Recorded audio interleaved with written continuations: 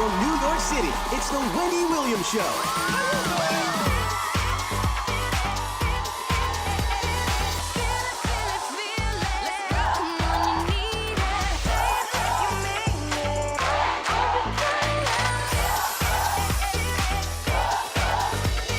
Now, here's Wendy.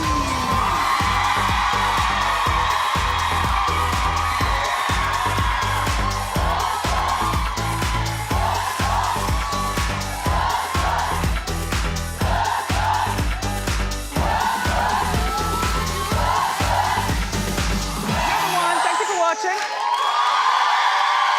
Say hello to my co-host and studio audience. Oh, yeah. I'm doing great. Let's get started. It's time for Hot Topics.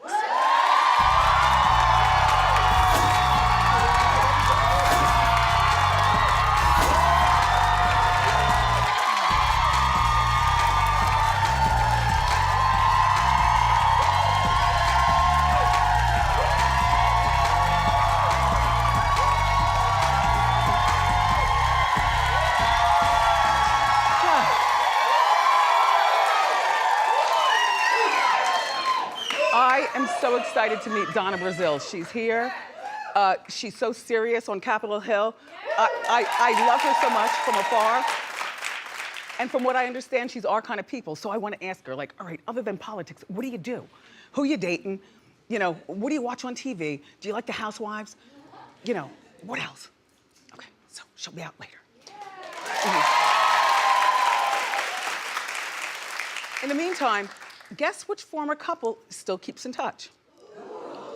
Chris Brown and Rihanna. Well, I must tell you, they split 5 years ago after the famous beatdown. We can't show you the picture because it's no longer around, but you know what her face looked like, unrecognizable. And to me, when you've been beaten like that once, that had been going on all along in their relationship, volatile. Plus, there were a lot of drugs involved and things like that, you know. Remember, the night of the beatdown, they were leaving Clive Davis's pre-Grammy party in the Hollywood Hills. And right there in the car in front, that's where she caught it.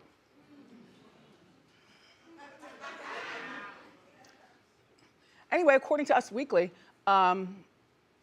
they speak all the time. This is what she told Us Weekly. They speak all the time. She's aware that the friendship could cause concern, but she can handle herself. You know what? I don't mind this. There are people that can't go back and be friends with their exes after they've damaged their face and, you know, could have. First of all, she recovered wonderfully. I guess the first part of forgiveness, when somebody beats you bloody in the face, is you want to come back the way you were and you don't want to have to go through all the surgeries and stuff. So she came back lovely. I think that she can handle it because I think, honestly, I think that Rihanna is grown now. Grown. And in so many ways, like business, the way she conducts her personal life. I don't know that she's still with the Saudi man, but yeah. But no, she's not gonna be with Chris Brown. I don't think they should date, but they talk a lot, and I think that she can handle it. Plus, he's grown up a lot. I mean, back then, that was a drug-fueled haze that they were going through. And they talked about weed, but what else? What else? I think they have a lot to talk about on the phone. You know, Chris, you know, this music thing is not gonna last forever. You need to diversify the way I have my Fenty makeup and my Fenty stuff and, you know, things like that. And, you know, maybe get a few tattoos removed and perhaps this will be available. I'm not laughing, I'm telling. Perhaps this will be available for you. Fans are apparently going crazy that she's doing this. Like, what are you, out of your mind? But I'm trying to break this down as a mature woman because I like the idea of them being friends. They've got a lot to talk about. Sobriety. This is a tough business, you know? And you need a good friend.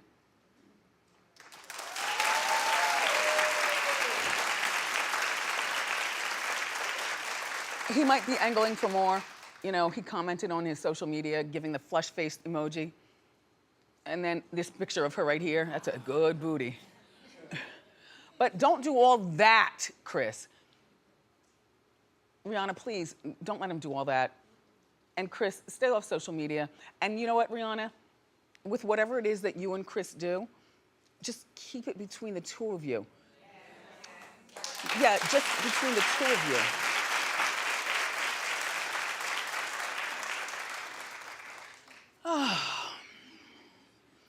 I feel like I do the same show every day, same stories. But there's new developments. Tekashi 6ix9ine. Well, he received more bad news from the courts the other day. Not only was bail denied, but his next trial won't begin until September 4th of next year. In other words, he could be sitting, and hopefully he will, in prison for all that time. Yep.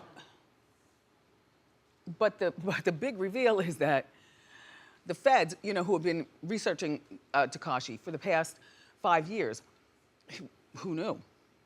The feds had been researching him. The FBI, the ATF, what? The FBI, the ATF, and Homeland Security. Yeah, so that's pretty big, you know, him and all his crew. Well, guess what the feds did during that time? Dropped a snitch right in the middle of Tekashi's crew. Yep. And the snitch recorded every conversation that he ever had with Tekashi. Prosecutors said in court that, you know, all they have to do is just play one of them. You know, the guy who did the recording said, look, there's enough stuff on here. I'm telling you.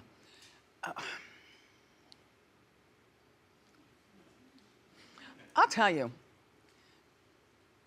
this is a guy who nobody really knew about. All of a sudden he blows up. You had everything going for you. Everything.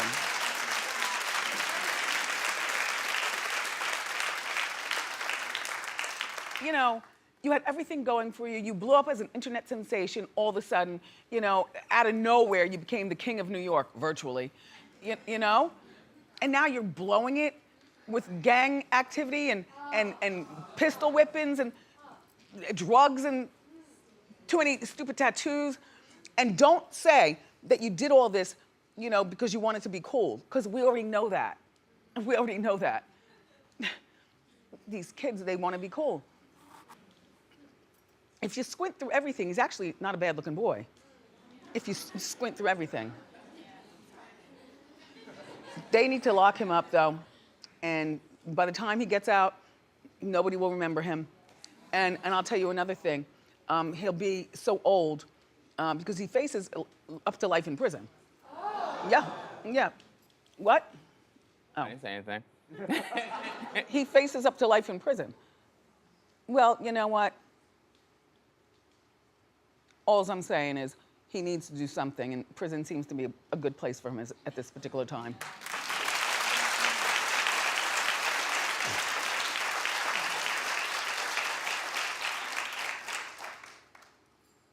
His new album isn't bad, though. Gotta tell you that. So, Kate and Jon Gosselin, before you say who cares, because I know what you're gonna say, it's not really about them, it's more about parenting. Okay, Kate and Jon Gosselin are fighting for custody of their 4-year-old son. 14-year-old son. Now, the boy's name is Colin, and he's currently living in a special needs facility. He's been there since 2016. Well, they say he has some sort of behavioral problem, you know, acting out and stuff. So they sent him away. Like, he was that bad. Well, he's coming home for Christmas, for life.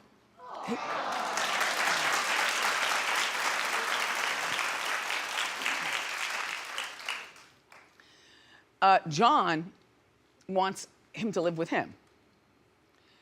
The boy, Colin, wants to live with Jon.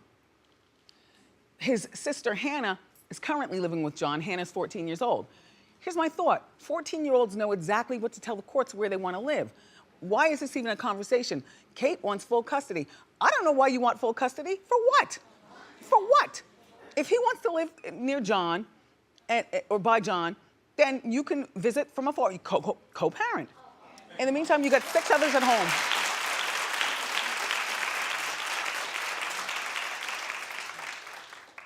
Behavioral problems.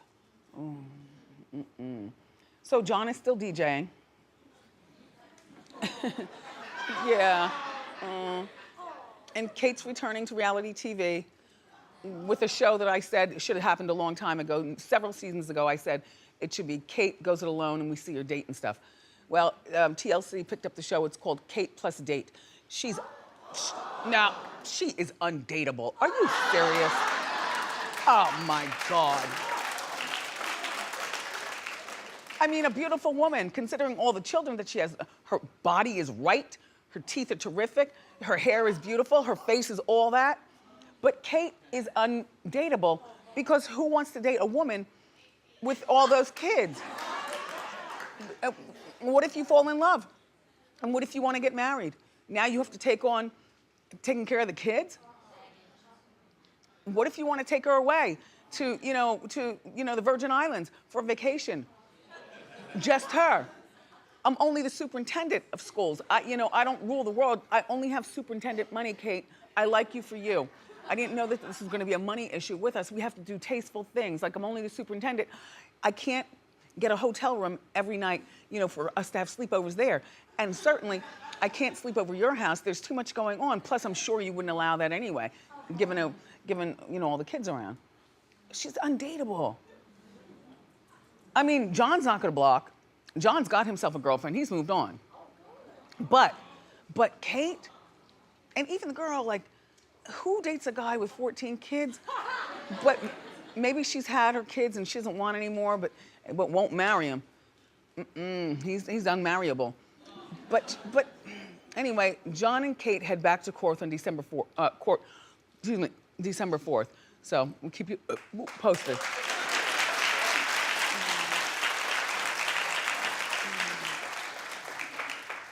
I think I have a leaning lash or something.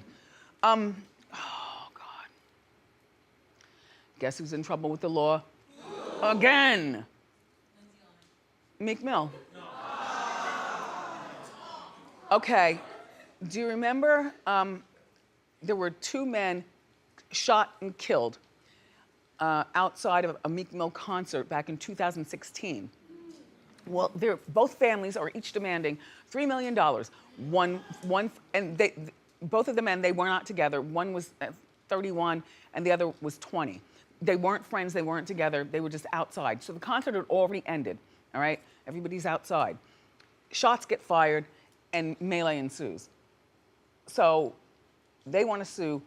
First of all, they're suing everybody. The venue, you, Meek. I gotta tell you something.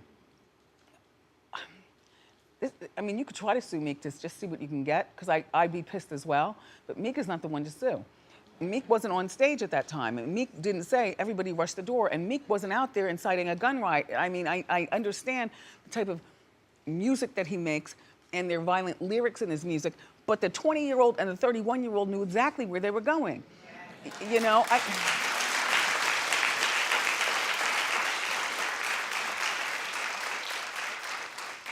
So the families have accused Meek of being negligent with security. Well, what security? The security is the venue.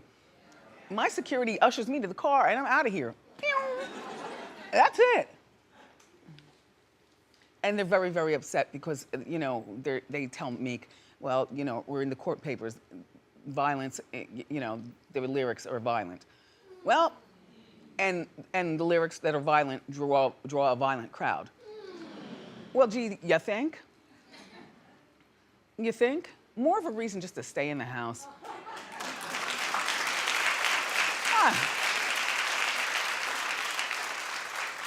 Poor Meek. He denied in the past having to do with the shooting. And he didn't have anything to do with the shooting. Maybe he's got a big Lloyd's of London insurance policy or something like that where he can give the family a little something, but I really don't think that they're entitled to anything from Meek. Not from Meek. Wait. Oh, hold on. You're very opinionated. Clap if you think Meek needs to pay. Really? Really? So you're all with me on this? Yes. Wow, I convinced them. Good.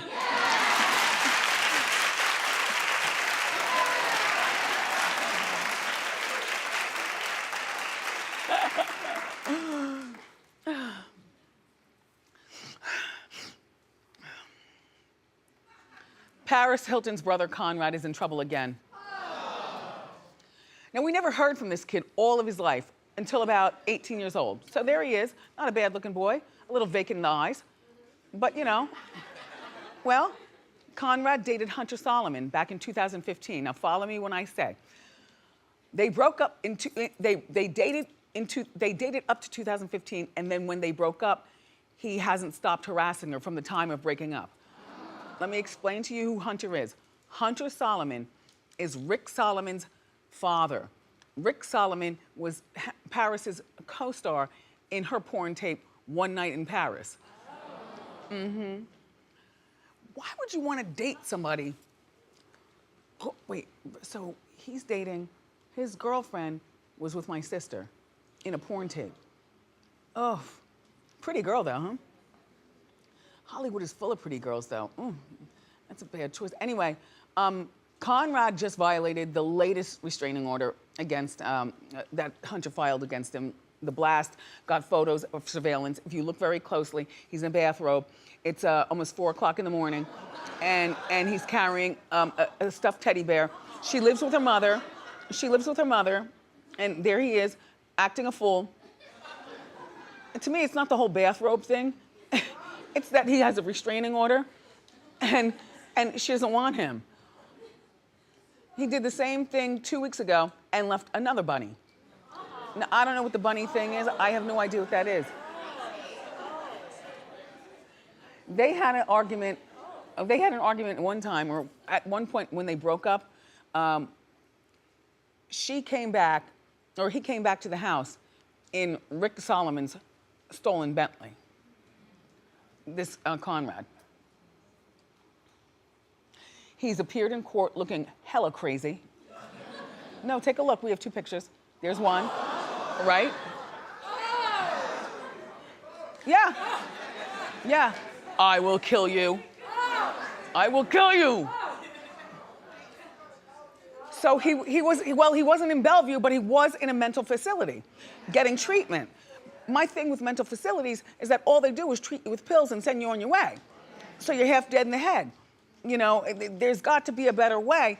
And it starts with, don't want to lecture, but it starts with diet. It starts with going to a place that does holistically, and little by little, your neurological thing will get it back together. And they've got the money to do it.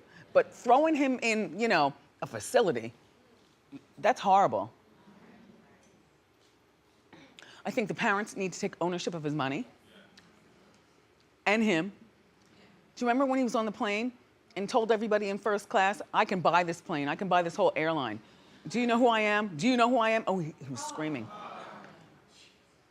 He called them peasants. Uh-huh. Peasants. And a whole bunch of other stuff. They finally had to get the marshals on the plane to escort him off.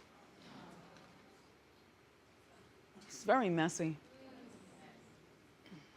So he's due back in court next month. We'll find out what happens to him. But I'm telling you, a facility is not the move. And Kathy, I know you love being on reality TV, and you know, your husband, I forget his name, Rick, I know you don't mind either, but you have to stop with this reality TV and focus on this boy.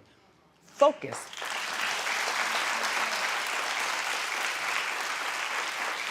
I mean, he doesn't have a job.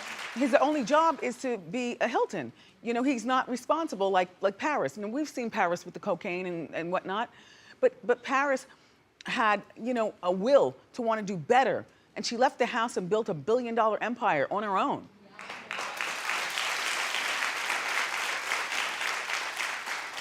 Nikki built Nikki Rothschild, I might add. Nikki Hilton Rothschild, yes, of the Rothschilds. She went on, she built a little empire of her own. The girls did well. This one boy,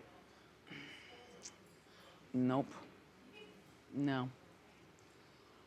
Anyway, so this guy was vacationing in Switzerland, and he got the hang gliding ride from hell. Honey, no, you'll want to cry when you see this. You'll either laugh or cry, but you'll never want to hang glide. Shortly after taking off, a 4,000-foot cliff. Yep, the instructor forgot to strap him in, and he had to hold on for 2 minutes and 40 seconds. Yeah. They had to wait until the pilot got low enough to the ground so that Chris could take a grip, or once he lost his grip, then he fell off. In the meantime, I would have beat that instructor's behind all up and down.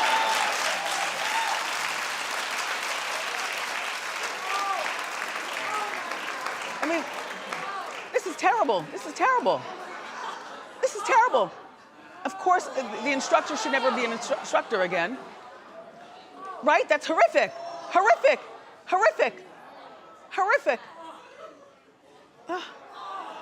So look, he couldn't beat the instructor actually because he injured his wrist. He's got 2 titanium plates and 7 screws in his wrist. His name is Chris. And guess what Chris says? He's not worried. He wants to try hang gliding again.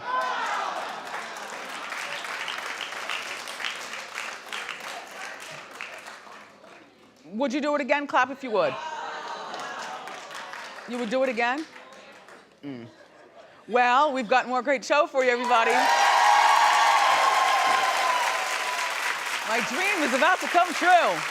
Political activist Donna Brazile is here, so grab a snack and come on back.